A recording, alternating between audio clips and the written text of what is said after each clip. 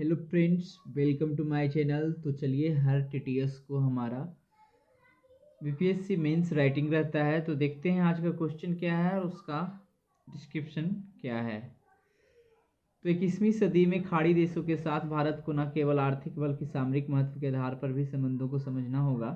चर्चा कीजिए। तो आइए देखते हैं। पहला है परिचय।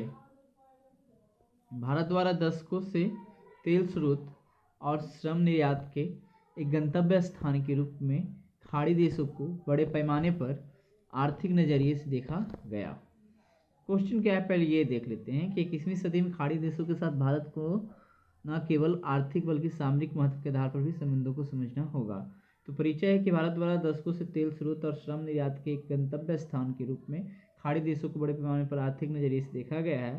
हालांकि पिछले कुछ वर्षों में इस आर्थिक परिदृश्य को रणनीतिक रूप से भी अपना लिया गया है।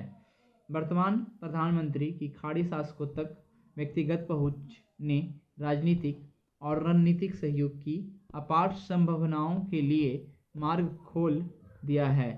खाड़ी देशों में भारत की रणनीतिक प्राथमिकताओं की यह ऊंचाई इस क्षेत्र में हो रहे संरचनात्मक परिवर्तनों और हिंद महासागरीय क्षेत्र में भारत के बढ़ते प्रभाव को दर्शाती है। प्रारूप क्या है ये देखते हैं। खाड़ी क्षेत्र में परिवर्तन। No long exclusive petro status. खाड़ी देशों को अब पेट्रो राज्यों को समूह के रूप में नहीं देखा जा सकता है, क्योंकि खाड़ी देशों द्वारा पिछले कुछ दशकों में बड़े पैमाने पर तेल राजस्व से वित्तीय पूंजी संचय कर मजबूत अवसंरचना स्थापित कर ली गई है, जिसने वर्तमान में खलीजी या खाड़ी पूंजीवाद की अवधारणा को जन्म दिया है।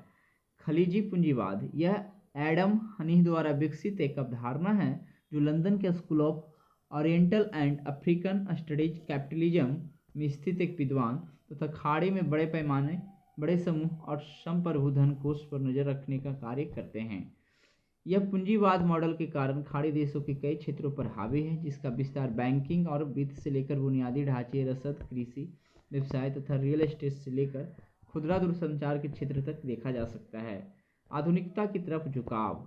वर्तमान समय में खाड़ी देश सामाजिक जीवन पर धर्म के प्रभाव को कम करने, महिलाओं के अधिकारों का विस्तार करने, धार्मिक स्वतंत्रता प्राप्त करने, सहिष्णुता को बढ़ावा देने तथा एक राष्ट्रीय पहचान विकसित करने की मांग कर रहे हैं जो धर्म के किसी विशेष रूप से बंधी ना हो।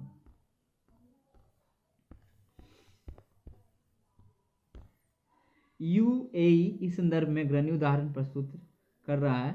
इसने शराब के उपयोग को कम करने, अविवाहित जोड़ों के बीच सहवास की अनुमति, महिलाओं के सम्मान के खिलाफ अपराधों के अपराधीकरण और दीर्घकालिक वीजा स्थितियों में सुधार की शुरुआत की है।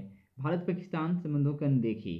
तो खाड़ी देश ने क्या किया है? भारत पाकिस्तान संबंधों की अनदेखी किया है। वर्तमान में भारत पाकिस्तान संबंधों से प्रभावित हुए बिना खाड़ी देश भारत के साथ मजबूत और स्वतंत्र राजनीतिक संबंध स्थापित करने के लिए उत्सुक है। भारत के लिए नई संभावनाएं। भारत के आर्थिक हितों की सुरक्षा। सबसे पहली और महत्वपूर्ण बात यह है कि भारतीय विदेश नीति को महामारी के बाद की स्थिति में भारतीय हितों के अनुरूप सुरक्षित करना चाहिए।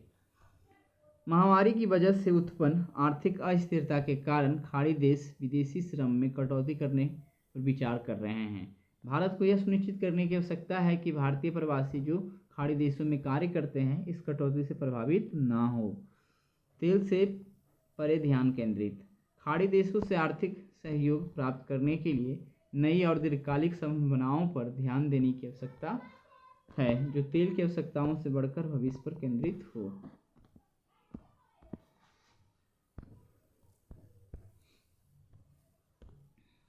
खाड़ी देशों द्वारा बड़े पैमाने पर आर्थिक विविधीकरण को शुरू किया गया है, जिसके माध्यम से ये देश अक्षय ऊर्जा, उच्च शिक्षा, तकनीकी नवाचार, स्मार्ट शहरों और अतिरिक्त वाणिज्य सहित कई नई परियोजनाओं में निवेश कर रहे हैं।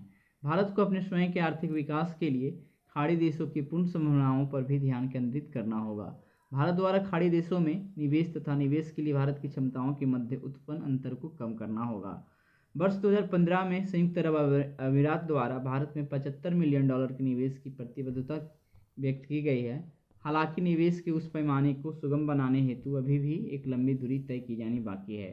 खाड़ी इजरायल संबंधों के सामान्यीकरण का लाभ प्राप्त करना। इस वर्ष की शुरुआत में यूएई और बहरीन ने इजराइल के साथ सामान्य संबंध स्थापित किए, जो भारत को इजराइल के साथ आर्थिक और तकनीकी सहभागिता को बढ़ाने का अवसर प्रदान करते हैं।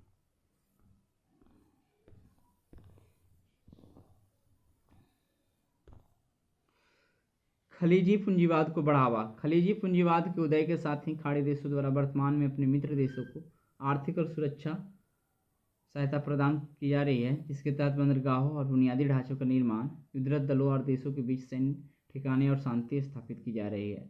वर्तमान में यूए द्वारा हिंद महासागर रिम एसोसिएशन की अध्यक्षता की जाती है और वह संयुक्त बुनियादी ढांचा परियोजनाओं के विकास में भारत के साथ मिलकर कार्य करने के लिए उत्सुक है। भारत को हिंद महासागर में कनेक्टिविटी और सुरक्षा हेतु अपनी क्षेत्रीय पहल पर अधिक गंभीरता से विचार करने की जरूरत है। अब निष्कर्ष पे आते हैं। मध्य पूर्व क्षेत्र अधिक बहुध्रुवी हो गया है, जिसमें विभिन्न क्षेत्रीय और अतिरिक्त क्षेत्रीय ताकतों की मध्य शक्ति का विस्तार हुआ है। इस मिश्रण के तहत भारत में खाड़ी देशों की पुरानी धारणाओं को त्यागने और क्षेत्र के साथ नई रणनीतिक संभावनाओं की तलाश के लिए भारत और खाड़ी देशों में खलीजी पूंजीवाद का उदय हुआ है। तो आज का हमने टॉपिक पूरा देख लिया दोस्तों। अब मिलेंगे यूपीएससी राइटिंग का अगले टॉपिक में शनिवार को। ठीक है, चलिए तो आज की वीडियो में इतना ही। और रोज़ आपका प्रीलिम्स का क्लास जो है 11 बजे रहता है, वो रहेगा ही। ठीक है, तो चलिए, धन्यवाद।